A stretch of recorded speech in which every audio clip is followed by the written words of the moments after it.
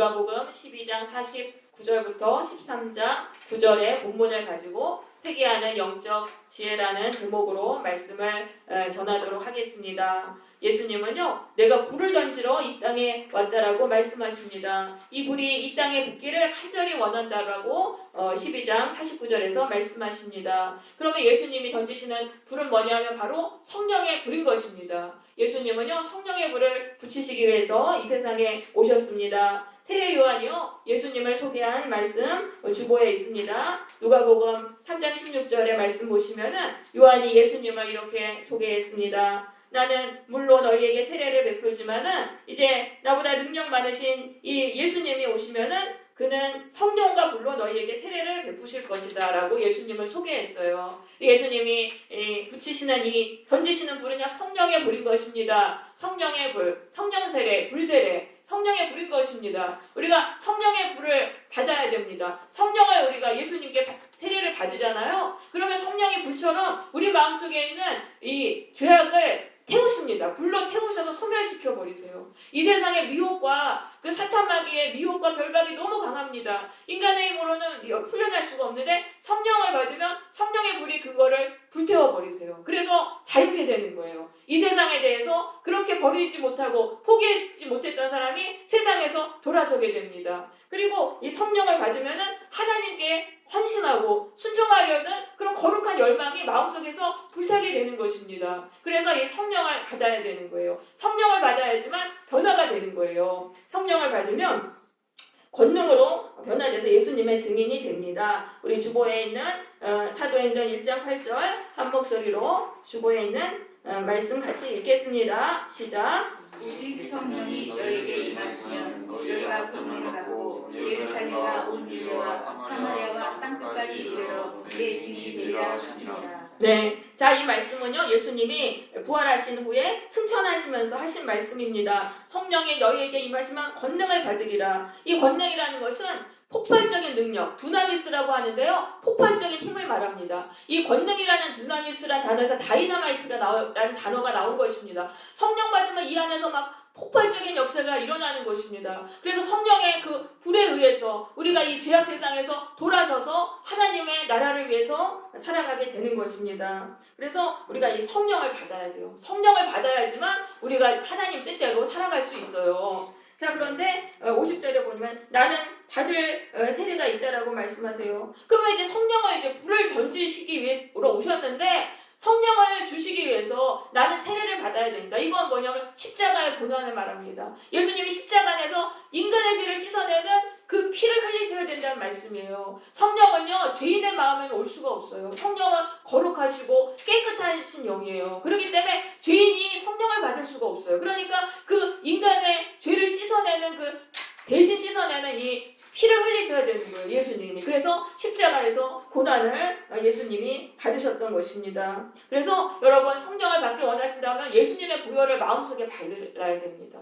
예수님의 보혈은 하나님의 아들, 죄 없으신 하나님의 아들이에요. 그 피를 이 마음속에 바를 때 우리의 마음이 죄에서 씻김받고 깨끗하게 됩니다. 이것이 바로 기독교의 핵심인 것입니다. 이게 믿어지면 우리가 정말 예수님을 믿는 사람들입니다. 그래서 예수의 보혈이 내 죄를 씻어내고 나를 깨끗하게 하신다. 우리가 믿어야 되는 핵심은 바로 이것입니다. 그래서 보혈로 자꾸 죄를 회개하세요. 씻어내세요. 그러면 이 마음이 깨끗하게 되면 그때 그 심령에 성령이 임하는 거예요. 그래서 우리가 성령 받기 위해서 얼마나 기도하고 교회에서 그렇습니다. 근데 회개해야 되는 거예요. 회개하는 심령에 예수님의 보혈을 바른 심령이 깨끗하게 돼서 거기서 성령으로 받고 거기서 우리가 구원을 받게 되는 것입니다. 그래서 예수님이 십자가를 지신 거예요. 안 그러면 예수님은 왜 고난을 당하셨겠어요? 그래서 꼭 성령 받으려면 우리가 회개해야 된다는 걸 우리가 꼭 명심해야 되겠습니다. 그런데 그것이 이루어지기까지 나의 답답함이 어떠하겠느냐. 그러니까 그것이 이루시기까지 그 사명을 완수하셔야 되는데 그때까지 답답함이 어떻겠다냐는 거는요, 많은 괴롭힘을 나는 당한다는 것입니다. 그러니까 예수님이 십자가에서 달려 돌아가시기까지 얼마나 고난을 받으셨는지 모릅니다. 바리새인들한테 대적을 당하고 또 채찍질로 맞으시고 이게 물과 피를 다 쏟으실 때까지 얼마나 많은 고난을 당하셨습니까? 그러니까 이것은 뭐냐면요, 구원의 열매는 고난을 통해서만 맺게 된다는 것입니다. 예수님이 죄인을 구원하시기 위해서 그렇게 고난을 당하셔서 그래서 우리가 예수를 믿는 자가 구원을 받게 되는 것입니다. 그래서 우리도 마찬가지예요. 우리도 그냥 구원을 받을 수는 없어요. 먼저 고난을 우리도 받아야 돼요. 먼저 고난을 받은 후에 그래야지 구원을 받게 되는 것입니다. 요거를 우리가 꼭 명심해야 돼요. 그냥 구원만 바로 똥 받으면 얼마나 좋겠어요. 그렇지 않아요. 구원을 받으려면 먼저 그 전에 고난을 받아야 돼요. 그 고난이 뭐냐면요, 사람들하고 불화하는 고난이에요. 그래서 51절에 말씀하세요. 내가 세상에 화평을 주려고 온 줄 아느냐? 아니다. 나는 너에게 분쟁하려 함이로다. 그러니까 예수님을 우리가 믿으면 그때부터 사람들하고 분쟁하게 돼요. 분쟁한다는 건 분리하고 나뉘어지고 서로 싸우게 된다는 것입니다. 왜냐하면 예수님이 진리세요. 그러니까 진리신 예수님을 이제 안 사람은 진리를 따를 거 아니에요. 근데 예수님을 안 따르는 사람은 계속 이 비진리를 따르기 때문에 진리를 따르는 자와 비진리를 따르는 자들 사이에 분열이 일어나는 것입니다. 분열과 분쟁이 일어나는 거예요. 그러니까 예수님 알기 전에는 다 같이 거짓의 지배를 받았어요. 그러니까 거기서 그냥 하나 되고 사는 거예요. 근데 예수님을 믿으면은 예수님이 진리의 빛을 비춰주시니까 진리를 이제 알아요. 그러면은 이 비진리를 받는 사람들하고 분열하고 거기서 불화가 일어나는 것입니다. 그래서 그 고난을 당해야 되는 거예요. 그 고난을 먼저 당하고 그래야지 내가 진리의 지배를 받아요. 그리고 내가 진리로 바로 서면은 내 주변 사람들도 그 사람도 진리로 세우는 거예요. 그러니까 이게 화목한 것이 반드시 좋은 것만 아니에요. 거짓이 지배하는 가운데 화목하잖아요. 그러면 거기서 고통당하는 사람은 계속 고통당하고 좋은 사람은 좋겠지요. 그게 그러니까 계속 유지가 되잖아요. 근데 예수를 믿으면은 그 거짓된 것들이 바로 잡혀져요. 그러기 위해서 불화하는 그 진통이 일어나는 거예요. 그래도 예수님을 따라가야지 구원을 받고 진리가 지배하는 삶을 살아가게 되는 것입니다. 자, 그런데 그 분쟁이 가족 안에서까지 일어난다는 것입니다. 한 집에서 분쟁이 일어나는 거예요. 아버지와 아들이, 어머니와 딸이 이렇게 분쟁한다. 가족과의 분쟁은 얼마나 고통스럽겠어요. 가족은 날마다 보는 사람이에요. 근데 그 사람 날마다 보는 가족이랑 예수님 때문에 예수님을 따르는 문제로 인해서 날마다 이렇게 분쟁한다면 그것은 큰 고난이죠. 그래서 예수님은 마태복음 10장 36절에서 사람의 원수가 자기 집안 식구리라라고 말씀하셨습니다. 우리가 정말 진정으로 예수님을 따르면은요, 집안 식구들하고도 원수가 돼요. 그런데 그거를 견뎌야 되는 거예요. 그걸 견뎌야 돼요. 예수님은 말씀하셨습니다. 아버지나 어머니를 나보다 더 사랑하는 자는 내게 합당하지 아니하며 아들이나 딸을 나보다 더 사랑하는 자도 내게 합당하지 아니하다. 구원받을 수 없다는 것이죠. 내가 가족들하고 화목하기 위해서 예수님에 대한 신앙을 포기하고 그들과 정말 화합하고 그러면은 거기서는 멸망의 길로 가는 것입니다. 나도 망하고 식구들도 멸망하고. 그렇지만 내가 힘들어도 난 예수님 말씀대로 살고 진리를 붙잡고 그럼 내가 진리로 바로 서게 되고 식구들도 다 이제 진리로 따라오는 거예요. 그래서 우리는 이 고난의 길을 먼저 가야 한다는 걸 꼭 믿으시길 바래요. 이제 제일 먼저 예수 믿는 사람들이 제일 힘들어요. 이 진리의 길을 가기 때문에. 근데 그 길을 우리가 가서 나도 진리로 바로 설고 우리 식구들도 진리로 지배를 받게 해야 되는 것입니다.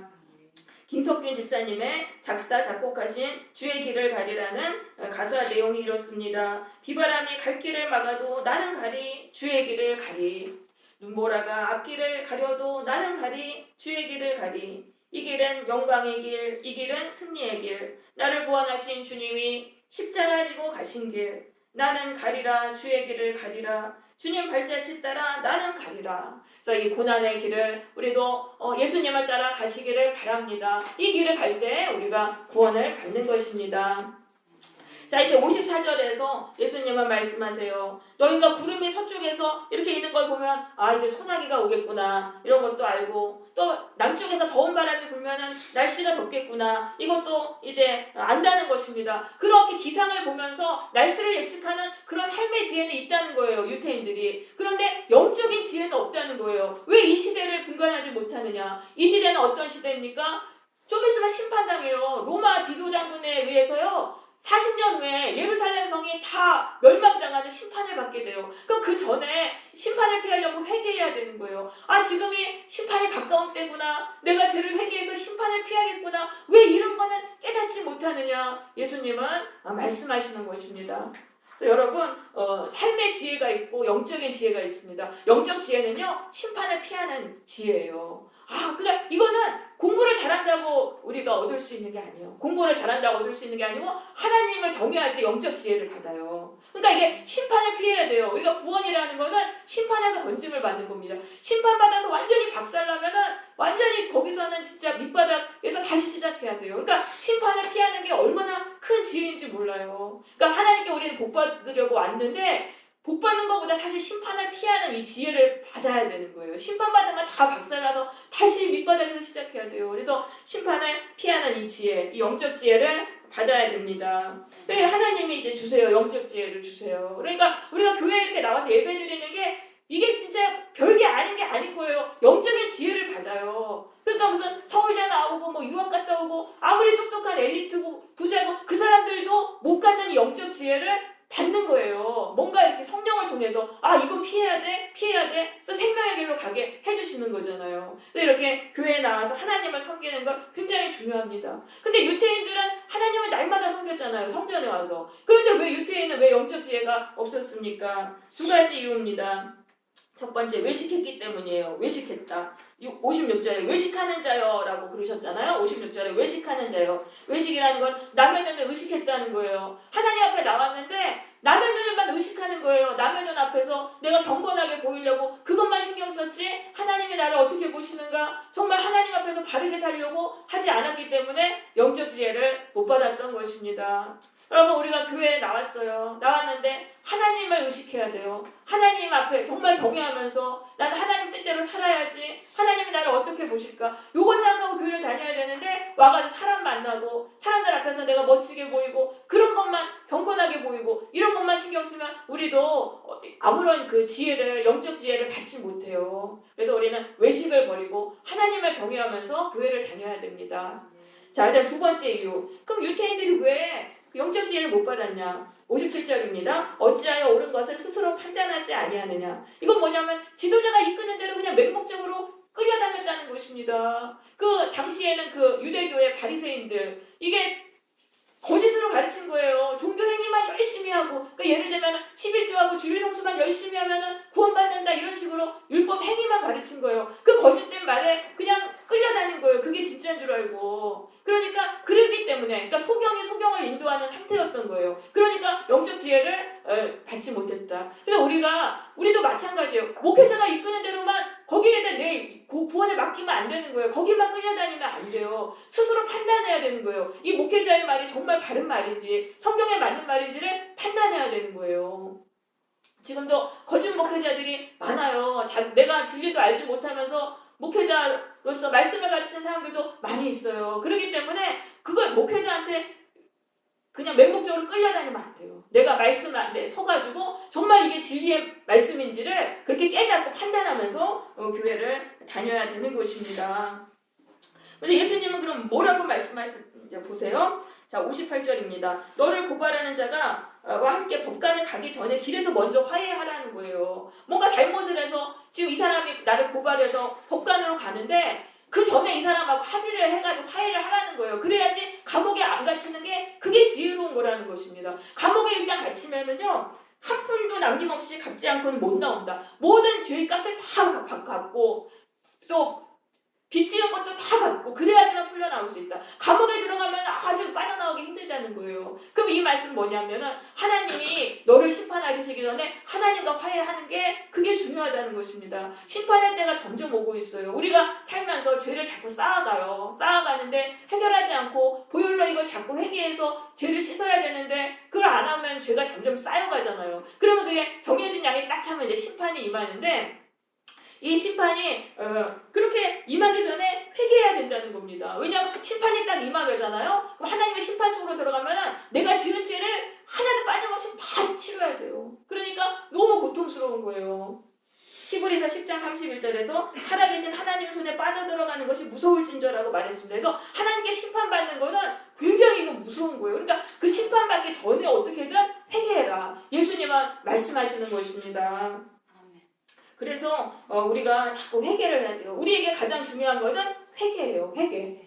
그러니까 내가 뭐 스펙 쌓고 뭐 내가 미천 모으고 이런 거는 중요하지 않아요. 스펙 쌓고 미천 모으고 막 부자가 되고 그래도요 내 죄를 해결하지 못하잖아요. 그럼 이 심판을 받으면은 그게 다 박살나고 무너지는 거예요. 무너지지 않는다 하더라도 그냥 지옥과 같은 그 끔찍한 인생을 살아가게 되는 거예요. 그래서 우리는 지금 중요한 것이 바로 회개인 것입니다. 이 회개. 그래서 자꾸 회개하라고 하는 거는요 정죄하는 게 아니에요. 왜 회개하지 못하냐고 정죄하는 게 아니고 회개해서 하나님 이 심판을 피하고 복된 삶을 살아라 이런 마음으로 자꾸 회개하라고 하는 것이죠. 예수님이 이렇게 말씀을 전하시는데 두 사람이 와가지고 빌라도가 어떤 갈릴리 사람의 피를 제물에 섞은 일에 대해서 말했습니다. 그러니까 이 갈릴리 사람들은 유태인들이죠. 유태인들이 성전에서 제사를 드리는데 빌라도가 죽여가지고 이제 이렇게 죽게 됐다 그 얘기를 했어요. 왜냐하면 유태인들이 반란을 많이 일으켰잖아요. 그러니까 빌라도가 그 유태인들이 성전에 제사 드리러 왔을 때 그때 와서 죽여버리는 거예요. 도간에든 쥐니까 그때 죽여버린 거예요. 그 일에 대해서 이렇게 말을 했습니다. 그러니까 예수님이 뭐라고 대답하시냐면은 이 사람들이 다른 사람보다 더 죄가 있는 줄 아느냐? 아니다라는 거예요. 그러니까 유태인들은 이렇게 생각했어요. 어떤 사람이 재난을 당하고 불행을 당하면 저 사람은 죄가 많아서 그래. 죄가 더 많아서 심판받은 거야. 이렇게 생각했는데 그게 아니라는 거예요. 그 사람뿐만 아니라 이렇게 불행을 당하지 않는 사람도 똑같은 죄인이라는 것입니다. 너희도 만약 회개하지 않으면 다 이같이 망하리라. 그러니까 그 딴 사람이 불행 당했잖아요. 그걸 보면서 아, 저 사람은 죄인이야. 이렇게 정죄하지 말고 내 죄를 회개하라는 거예요. 나도 회개하지 않으면 저렇게 되겠구나. 하나님이 자꾸 경고로 보여주시는 거라는 걸 깨달아야 됩니다. 그러면서 실로암에서 망대가 무너져서 18명이 죽었어요. 이것도 유태인들이 생각한 거예요. 아, 저 사람들 죄가 많으니까 저렇게 벌 받은 거야. 나는 벌 안 받았으니까 나는 그래도 의롭다. 이렇게 생각했는데 그렇게 생각하지 말라는 것입니다. 너희가 회개하지 않으면 망한다. 하나님이 그걸 보여주시기 위해서 저런 사건을 눈에 보여주시는 거라는 것입니다. 그래서 우리는 다른 사람의 고통당하고 재난을 당한 걸 봤을 때 이거 내가 회개해야 되겠구나. 나도 회개하지 않으면 저렇게 되겠구나. 우리가 이런 생각을 해야 돼요. 그러니까 하나님은 자꾸 우리에게 회개의 기회를 주시는 거예요. 사람들이 막 재난당하고 고통당하고 그런 걸 보면서 우월감을 느낄 게 아니라 나는 뭐 아니니까 뭐 나는 괜찮지 이게 아니에요. 우리 날마다 회개해야 되고 또 나에게도 어려움이 닥쳐요. 그럼 나에게 닥치는 어려움을 통해서도 내가 회개해야 되겠구나. 내가 이 죄를 회개하지 않으면 더 큰 어려움이 닥치겠구나. 이렇게 생각하면서 자꾸 회개해야 된다는 것입니다. 그런데요, 이게 회개를 아무나 할 수 있는 게 아니에요. 영적인 지혜가 있어야지만 회개하는 사람은 영적 지혜 받은 사람만 회개하는 거예요. 영적 지혜가 없으면 내 잘못으로는 하나도 안 보여요. 다 남의 탓이고 다른 사람 원망하게 되고 분노하게 되고 원망과 분노 속에서 시간 다 버리고 회개하지 못해요. 그러다 보니까 결국 심판을 받는 것이죠. 그래서 우리가 이 영적 지혜가 굉장히 중요한 것입니다.